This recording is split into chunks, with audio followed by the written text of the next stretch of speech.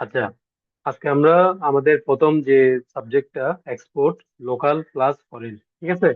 আমার এক্সপোর্টের মধ্যে আমার লোকাল এক্সপোর্টও আমরা শিখবো, ফরেন এক্সপোর্টও আমরা শিখবো। ঠিক আছে।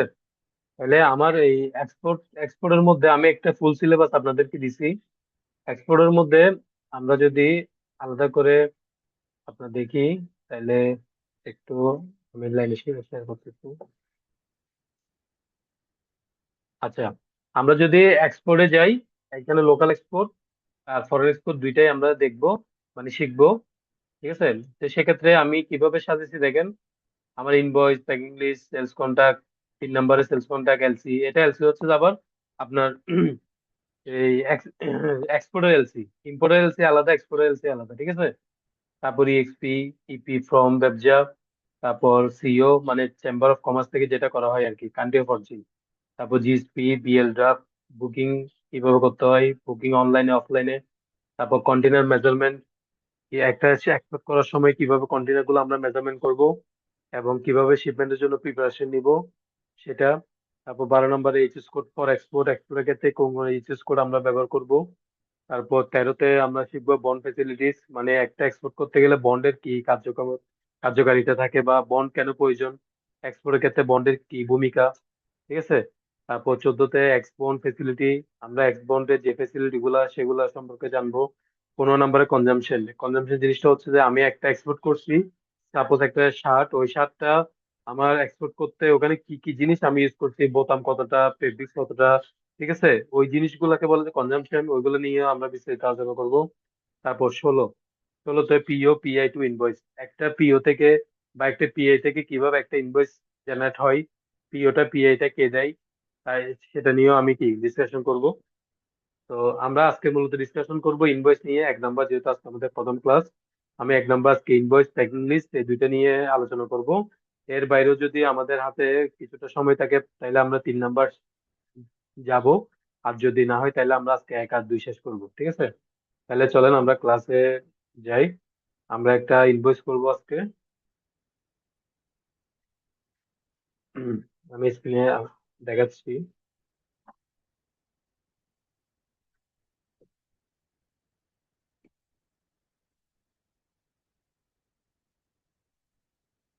আপনারা স্ক্রিন দেখতেছেন?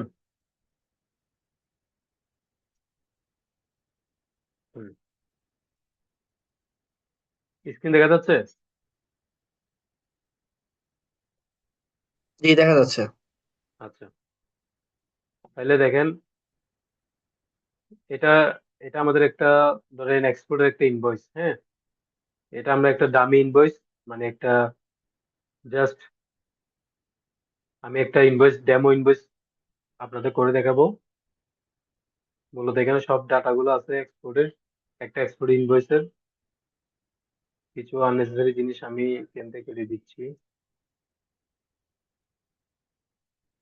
এগুলো আমি বুঝাবো আপনাদের।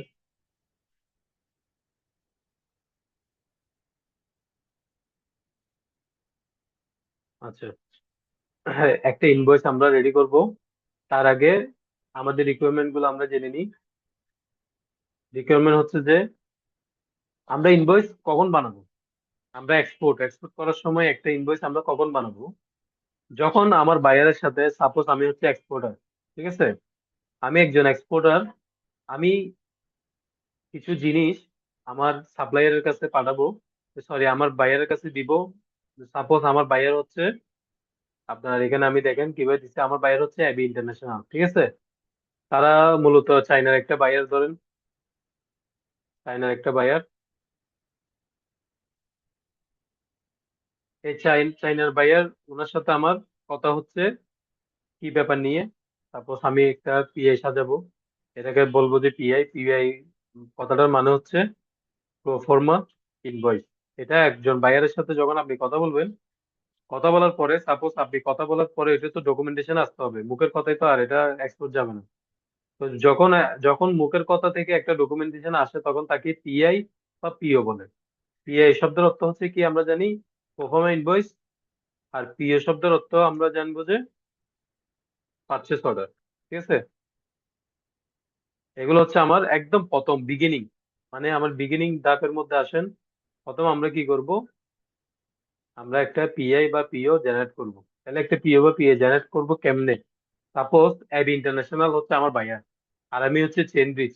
হ্যাঁ, আমি চেন ব্রিজ থেকে, এই চেন ব্রিজ থেকে আমি কি করব? আমি একজন এক্সপোর্টার, আমি শিপারও, আমি ম্যানুফ্যাকচারও। আমি মাল আমিই বানাবো, আবার আমি শিপমেন্ট করব। ঠিক আছে, সবকিছু আমি, মানে চেন ব্রিজ। ঠিক আছে, চেন ব্রিজ যদি আমি হই, তাহলে আসেন, আমার বায়ার হচ্ছে, আমি এখানে ফার্স্টে লিখি এক্সপোর্টার।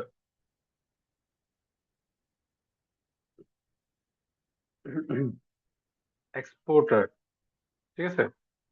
এক্সপোর্টার হচ্ছে চেন ব্রিজ, মানে আমি। আমার বায়ার হচ্ছে এবি ইন্টারন্যাশনাল, এটা হচ্ছে আমার বায়ার। বায়ারের সাথে আমার সাথে কমিশন হচ্ছে কি, সে বায়ার আমার থেকে কি কিনবে? অর্ডার করছে কি 10 পিস শার্ট। 10 পিস না, আরো বেশি দিই, যেহেতু আমি এক্সপোর্ট করতেছি একটু বেশি ভলিউমে। 1000 পিস শার্ট সে আমাকে অর্ডার করছে। ভ্যালু কত? পার পিস শার্টের ভ্যালু হচ্ছে সাপোজ $10। ঠিক আছে, আসেন, এখন আমার থেকে কি করতে হবে? এটা জাস্ট তার সাথে আমার সাথে কমিউনিকেশন হয়েছে, এবং এখানে ব্যাংক থাকবে কি, কোন ব্যাংকের মধ্যে টাকা আদান প্রদান হবে আমি দিলাম। আমার সাপোজ একটা ইবিএল দিলাম, ইবিএল ব্যাংক দিলাম, ইবিএল ইস্টার্ন ব্যাংক লিমিটেড। হুম,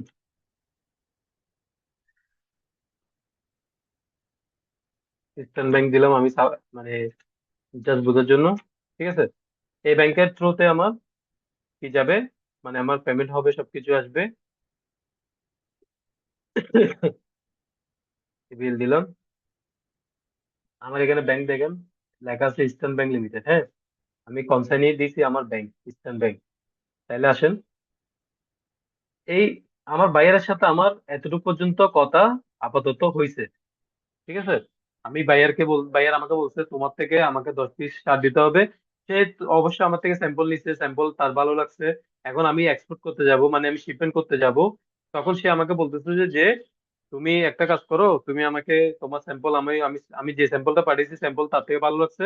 বলতেছে এই স্যাম্পলের, ধরেন এখানে আমি একটা স্যাম্পল পাঠাইলাম, তারপর স্যাম্পল, স্যাম্পল সে আমাকে কি করলো, ওকে করলো। সে বলতে তোমার স্যাম্পল ওকে আছে, তুমি আমাকে 1000 পিস মাল, মানে 1000 পিস শার্ট তুমি আমাকে এক্সপোর্ট করো। কোথায় এক্সপোর্ট করতে বলছে? সে আমাকে জানিয়ে দিছে পোর্ট অফ ডেলিভারি। সে আমাকে কোথায় দিছে, যেমন সাংঘাই দিছে, ঠিক আছে, বা সাংঘাই দিতে পারে, বা আরো চাইনাতে অন্যান্য পোর্ট আছে, যেমন উম, গুয়ানজু আছে। ধরেন সে আমাকে সাংঘাই পোর্টে দিল, পোর্ট অফ ডেলিভারি কোথায় দিল আমাকে সে? সাংঘাই পোর্টে।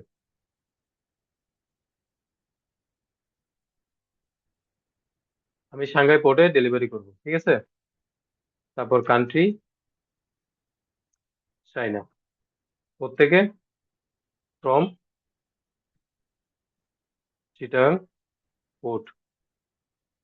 চিটাং পোর্ট থেকে এটা আমি কোথায় পাঠাবো? সাংঘাই পোর্টে পাঠাবো, ঠিক আছে, মানে আমার বাংলাদেশ থেকে চায়নাতে পাঠাবো।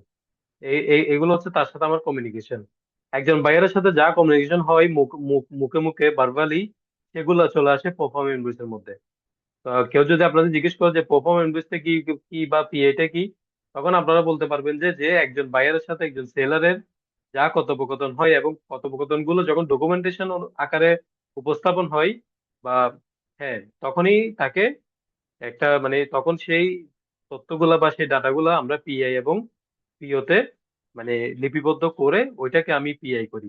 এখানে দুই পার্টি সাইন থাকে কিন্তু, যেমন একজন বায়ারের সাইন থাকবে, একজন সেলারের সাইন থাকবে, ঠিক আছে।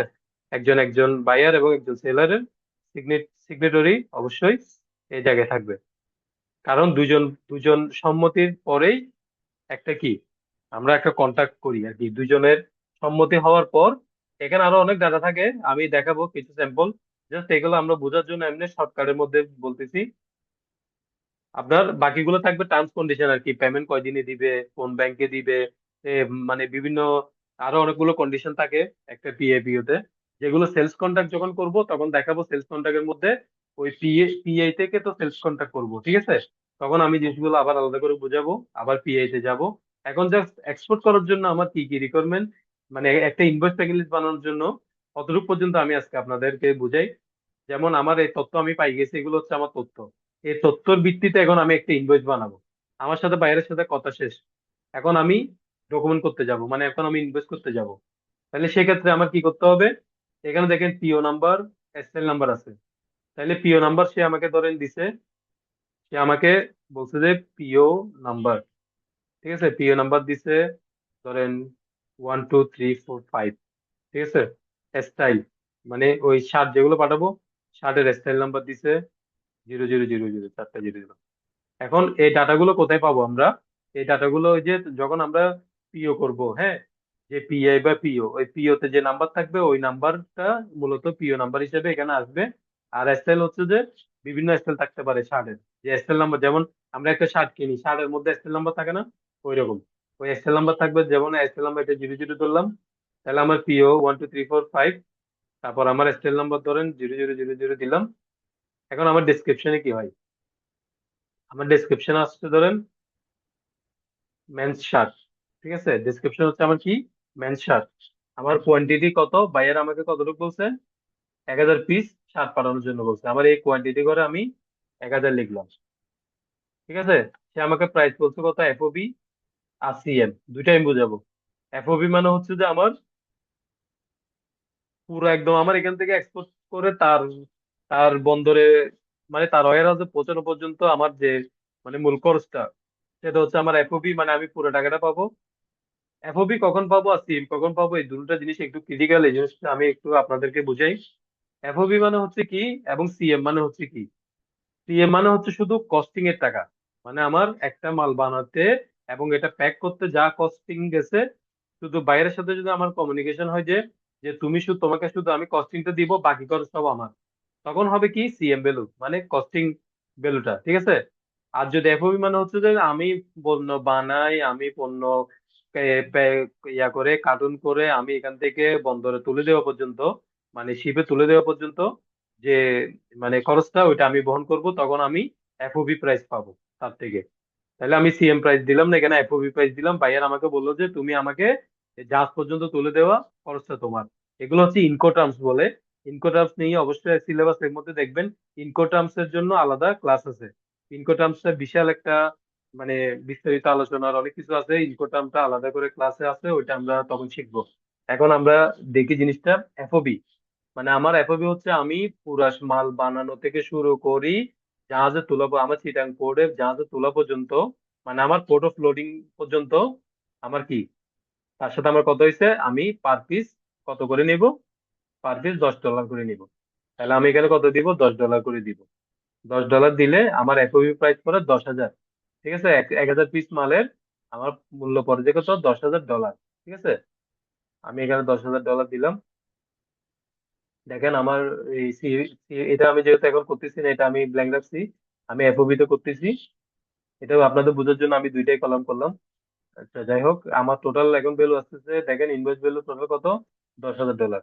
এখানে কথাই আমি সেম $10,000 লিখে দিলাম। এটা হচ্ছে একটা স্ট্যান্ডার্ড ফরম্যাটের একটা ইনভয়েস, এটা আমি অবশ্যই মেনটেন করতে হবে।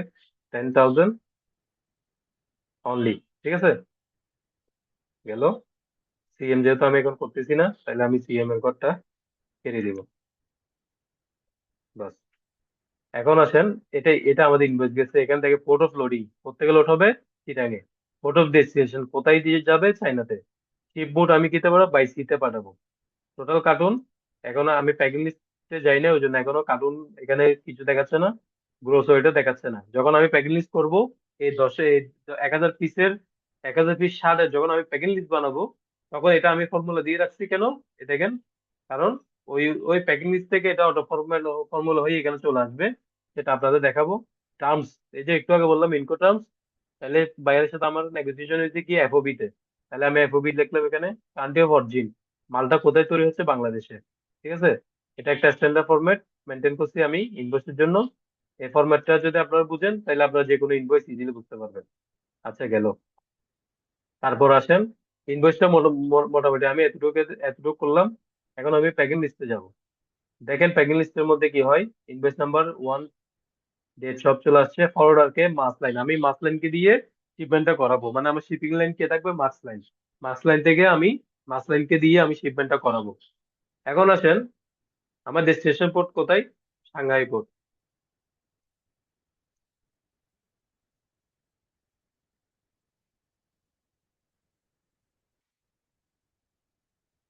ফরওয়ার্ডার মানে সম্পর্কে যদি একটু বুঝাইতেন আর কি।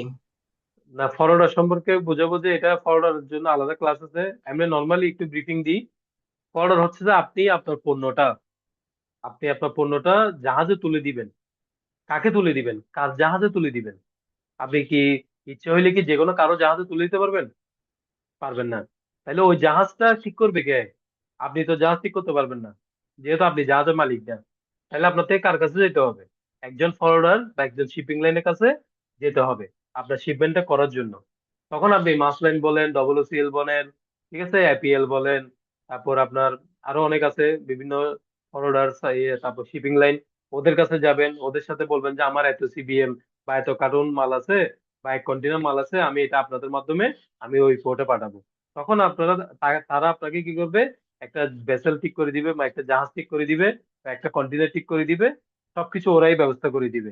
তো তারা হচ্ছে কি ফরওয়ার্ডার বা শিপিং লাইন। বুঝতে পারছেন? জি জি। আচ্ছা, ওগুলো আমি বিস্তারিত ফরওয়ার্ডার শিপিং লাইন এগুলো আলাদা করাবো। একটু প্যাকিং লিস্টটা বুঝেন, ঠিক আছে? এরপর আসেন, আমার টোটাল কার্টুন কত এখন আমরা জানি না। এখন আমার থেকে কি করতে হবে, প্যাকিং লিস্ট যখন আপনি বানাতে যাবেন একটা এক্সপোর্টের ক্ষেত্রে, 1000 পিস মাল, আমি আগে প্রথমে দেখি আমার এখানে কি অবস্থা। আমার হচ্ছে 1000 পিস কি শার্ট। এখন 1000 পিস শার্টকে আমার কি করতে হবে? অবশ্যই আমার এগুলো প্যাক করতে হবে, কার্টুন করতে হবে, সবকিছু করতে হবে, ওয়াইট বের করতে হবে। তখনই তো একটা প্যাকিং লিস্ট দাঁড়াবে, ঠিক না? এখন আসেন, আমি একটা মেজারমেন্ট করব। ধরেন, এটা একটু মনোযোগ দিয়ে বুঝেন, সমস্যা নাই, না বুঝলে কোয়েশ্চেন করবেন, এখন একটু মনোযোগ দেন। এটা হচ্ছে একটা কার্টুন, ঠিক আছে?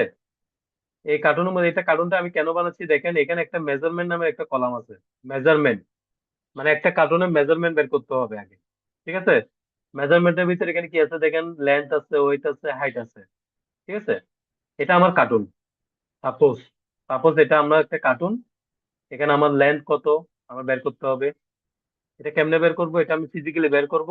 আমি জাস্ট এখানে রাফ করি আমার এই কার্টুনের লেন্থ, উইথ, হাইট, ঠিক আছে? প্রথম আমি হাইট বের করব। দাঁড়ান, আমি আপনাদেরকে সহজে বুঝিয়ে দিই আর একটু।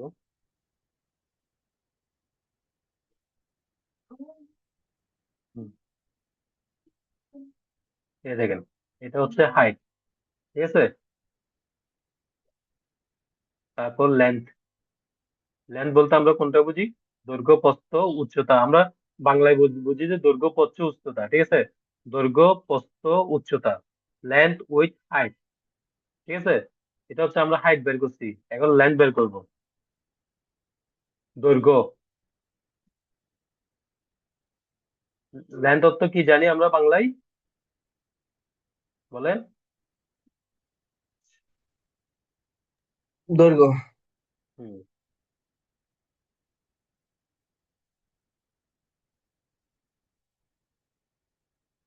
আচ্ছা, এখানে দেখেন আমার এটা, আমি হাইট ধরলাম,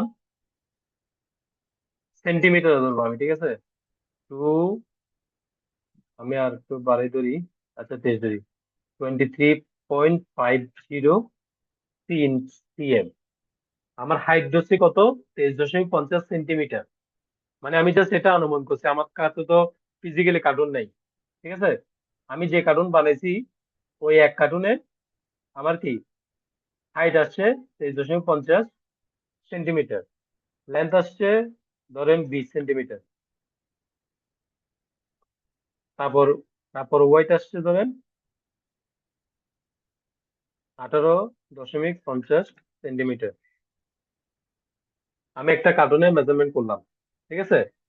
ওই কার্টুনে এখন দেখেন, পার কার্টুন পার কার্টুনে আমার কি কত পিস শার্ট রাখবো আমি?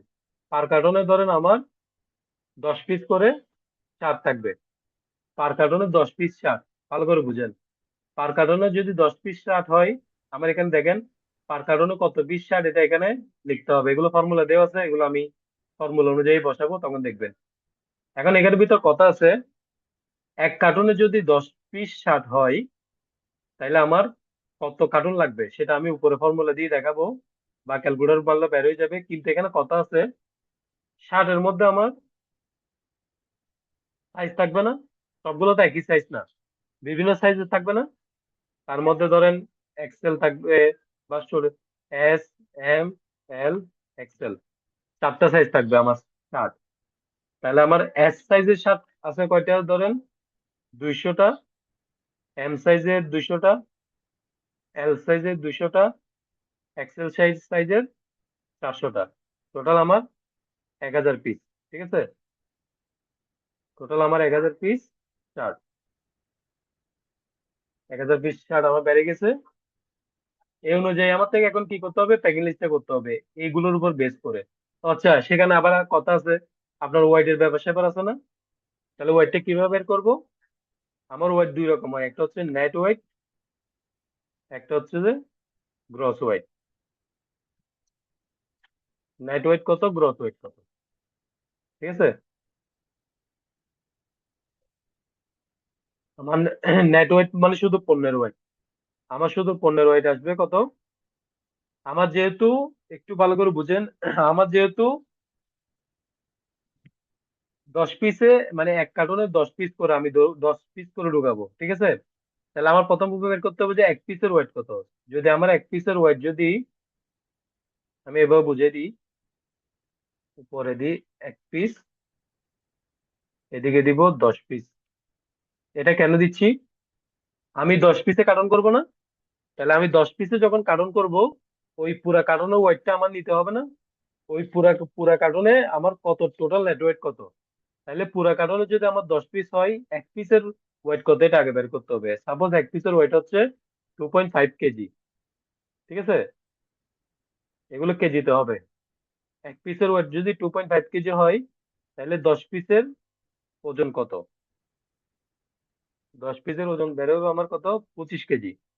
তাইলে 10 পিস 25 কেজি করে, এটা মাথায় রাখবেন, 10 পিস হচ্ছে 25 কেজি করে। তাহলে আমার নেট ওয়েট বেরিয়েছে।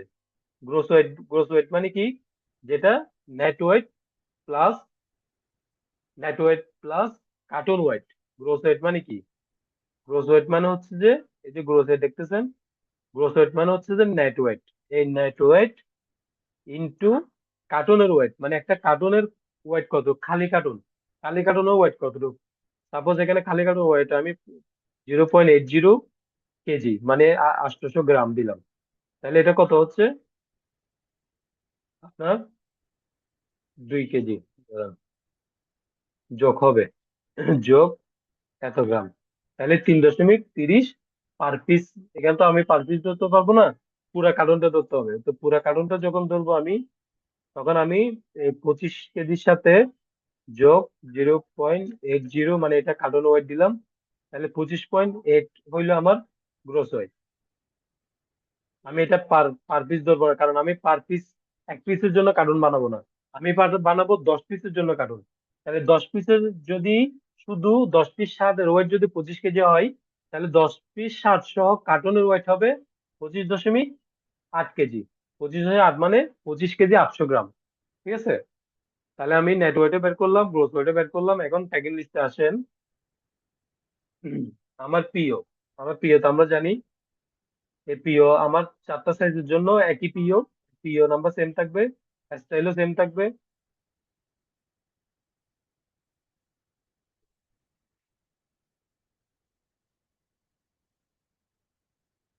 হ্যাঁ, আমার কালারও সেম থাকবে। এখন শুধু আসেন সাইজ, এস, এম, এল, এক্সেল, 4টা সাইজ। পার কার্টনে কত করে আমরা ঢুকাবো, 10 পিস করে, চারোটা সেম 10 পিস করে ঢুকাবো। টোটাল কার্টন, টোটাল কার্টন কত হয় এটা আমরা কেমনে বের করবো, আসেন।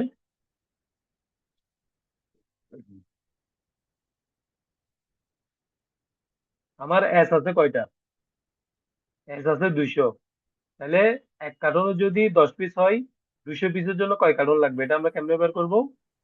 আপনার, আমরা এক পাশে করে ধরেন ক্যালকুলেটর ইউজ করলে, 200 ভাগ 10, কয়টা হয়? 20 কার্টুন।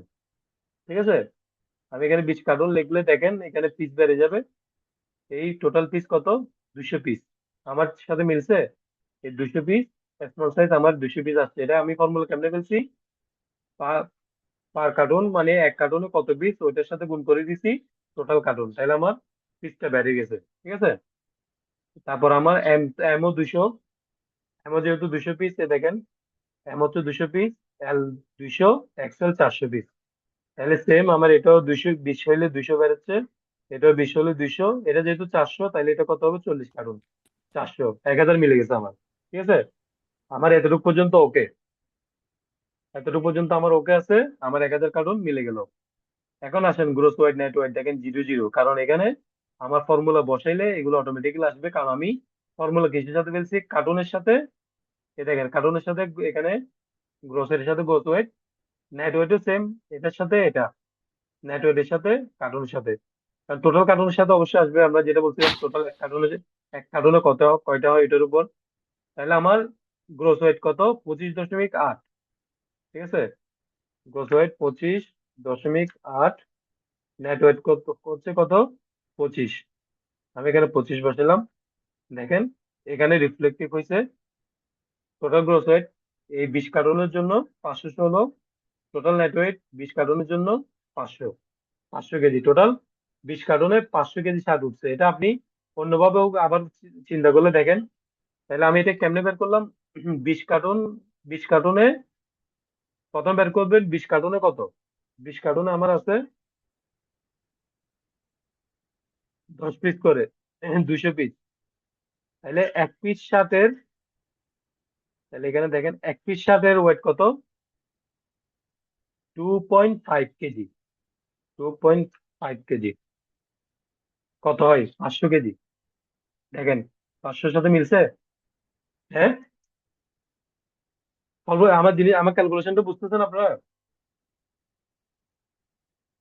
জি বুঝতেছি, জি বুঝতেছি, একবার হুম হুম সিম্পল। হুম। হ্যাঁ হ্যাঁ।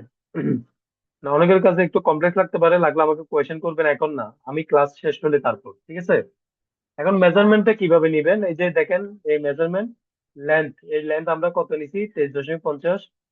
আমি এখানে 23.50 দিয়ে দিলাম, ওয়েট দিলাম। এখানে পুরোটা দেখা যাচ্ছে না, একটু বড় করে দিলে পুরোটা দেখা যাবে। ঠিক আছে, 23.50, তারপর ওয়েট দিলাম 20, হাইট নিলাম 18.50।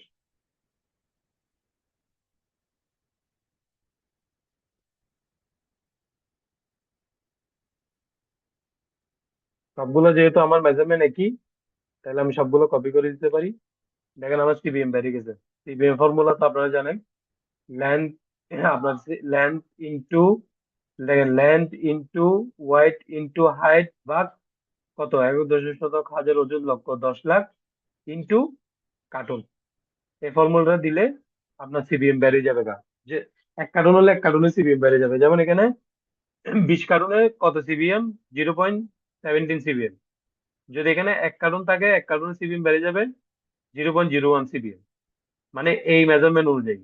ঠিক আছে, এখন সিপিএমটা কি? আসেন। সিবিএম হচ্ছে যে কিউবিক মিটার আর কি, মানে আপনার কতটুকু জায়গা। যেমন আমরা একটা কন্টেনার, 20 ফিট কন্টেনার নিই না এক্সপোর্ট করার সময়, তো 20 ফিট কন্টেনারে কত সিবিএম মাল আটে? একটা কথা আছে না, যখন আপনি এক্সপোর্ট করবেন তখন একটা 20 ফুটের কন্টেনারে কতটুকু মাল আসবে আপনার থেকে এটা জানতে হবে। একটা 20 ফুটের কন্টেনারে আপনার 25-26 সিবিএম পর্যন্ত মাল আসে। ঠিক আছে, একটা 20 ফিট কন্টেনারে কতটুকু মাল আসবে? আপনার 25 থেকে 28 সিবিএম পর্যন্ত মাল আসবে। আর একটা 40 স্ট্যান্ডার্ডে আপনার আসবে প্রায় 55 সিবিএম পর্যন্ত মাল আসবে। তারপর 40 হাই কিউবে মাল আসবে প্রায় 60 থেকে 62 বা 63 পর্যন্ত। মানে এটা কার্টুনের উপর বেস করে মাল আসবে। তাহলে আসেন এসি বিম গুলো কোথেকে আসতেছে? এসি বিম গুলো আসছে এখান থেকে, আপনার কার্টুন থেকে। মানে আপনার কার্টুন কয়টা, ওই কার্টুনের মেজারমেন্ট অনুযায়ী সিবিএম কত আসছে, এই মেজারমেন্ট অনুযায়ী সিবিএম কত, ওই সিবিএম এর উপর টোটাল সিবিএম উপর কাউন্ট করি আপনি কন্টেনার বুক করবেন, মানে আপনি কন্টেনার রিকোয়ারমেন্ট বের করবেন যে আপনাদের কয়টা কন্টেনার প্রয়োজন হইতে পারে। ঠিক আছে। আমি এটাতে যেহেতু অনেক কম সিবিএম আসতেছে, এটা দিয়ে কন্টেনার কখনো আপনি বুক করতে পারবেন না, কারণ এটা এলসিএল মাল। এটা এক সিবিএম এর নিচে, যেগুলো আপনার 20 সিবিএম এর নিচে, মনে রাখবেন, যেগুলো 20 সিবিএম এর নিচে মাল, ওইগুলো হচ্ছে আপনার কন্টেনারে পাঠাতে পারবেন না, এগুলো আপনার থেকে এলসিএল পাঠাতে হবে। এলসিএল মানে একটা কন্টেনারে 4-5 ফ্যাক্টরি মাল একসাথে যায়, ওটাকে বলে যায় এলসিএল শিপমেন্ট। আর এফসিএল শিপমেন্ট হচ্ছে যে কন্টেনার শিপমেন্ট যাচ্ছে, ওই কন্টেনারটা আপনার নিজের কন্টেনার, মানে এটা সিঙ্গেল আপনার, শুধু আপনার ফ্যাক্টরির মাল উঠবে বা আপনার মাল উঠবে, আর কারো মাল উঠবে না। এখন আসেন আমাদের একটু সিবিএমটা চেঞ্জ করি, এখানে মেজারমেন্টটা চেঞ্জ করি, যেহেতু অনেক কম আসতেছে মেজারমেন্ট আমরা পাল্টাই দিই। এটা হাইট দিই 70.50, কার্টুনের মেজারমেন্ট আমরা চেঞ্জ করি। একটু হোল্ড করে একটু লাইন থাকেন। জি রাজু ভাই। হ্যালো। হ্যাঁ রাজু ভাই। মিজান ভাই হয়েছে তো কন্টেনার দিবে লাই। হুম। এই সিবি ইয়াতে আপডেট না দেয়, বন্দরত আপডেট না দেয়।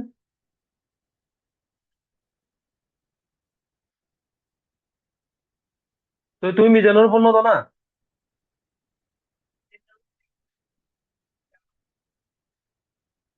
না না, তুমি মিজানের ডাইরেক্ট ফোন দাও না, সমস্যা নাই তো। মিজানের ডাইরেক্ট ফোন দাও না। হুম। আচ্ছা, আমি আবার ফোন দিই। আমি আবার ফোন দিলাম। ঠিক আছে, ঠিক আছে। আচ্ছা, আপনার এটা আমি একটু বাড়িয়ে দিলাম। এটা 60 সেন্টিমিটার দিলাম, এখানে এটা 40 সেন্টিমিটার দিলাম। ঠিক আছে। এখন আমার দেখবেন যে সিবিএম আর একটু বাড়বে। 70.50 লেন্থ, 70.50 লেন্থ, ওয়েট হচ্ছে 60, তারপর হাইট হচ্ছে 40.50।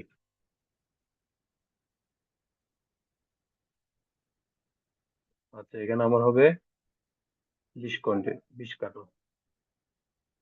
ঠিক আছে, দেখেন আমার এটা 3 সিবিএম হয়েছে। তাহলে 3 সিবিএম হইলে তো হবে না, আমার আরো বাড়তে হবে। সবগুলো মিলে কত হচ্ছে, 17 সিবিএম। 17 সিবিএম হইলেও আমি একটা কন্টেনার নিতে পারতেছি না, আমার এলসিএল শিপমেন্ট করতে হবে। কিন্তু আমি এলসিএল করবো না, আমি এফসিএল করবো। তাহলে আমার থেকে কি করতে হবে, আমি ধরেন, যেহেতু এটা মাল কম আসতেছে, তাইলে আমি সমস্যা নাই, আমি এলসিএল করলাম। কিন্তু আপনাদের বুঝার সুবিধার্থে আমি এটা এফসিএল, এটা 17 সিবিএম মানে 20 সিবিএম এর নিচে, এই 20 সিবিএম নিচে এই ক্যাটাগরিতে পড়তেছে না, 20-তে পড়তেছে না।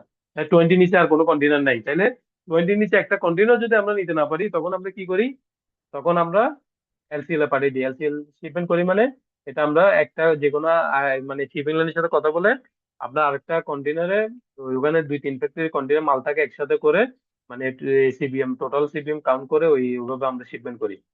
ঠিক আছে।